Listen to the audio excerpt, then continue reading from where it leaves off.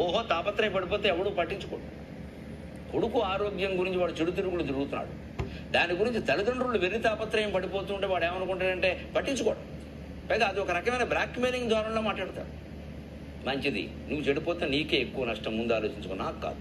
నా పరువు ఏదో పోతుందనే మాట, నా పరువు నువ్వెవడు పోగొట్టడానికి, నా పరువు ఎలా పెంచుకోవాలో నాకు తెలుసు, నీ వల్ల నా పరువు పోదు, కానీ నీ ఆరోగ్యం పాడవుతుంది చూసుకో అని అంటే వాడు ఖచ్చితంగా జాగ్రత్త. ఓ బాబు ఈయన మనం వదిలేలా ఉండరు బాబు, ఈయనకేం సంబంధం లేదుట అంటే మన ఆరోగ్యం మనమే చూసుకోవాలి.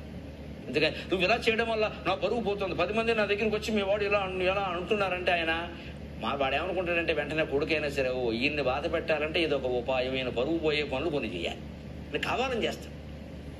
నువ్వు చేసే పనుల వల్ల ఎట్టి పరిస్థితుల్లో నా పరువు పోదు, నువ్వు నన్ను బాధ పెట్టలేవు, నిన్ను బాధ పెడుతున్నావు, ఆలోచించుకో, నిన్ను నువ్వే బాధ పెట్టుకో అంటే వాడు ఖచ్చితంగా మానేస్తాడు.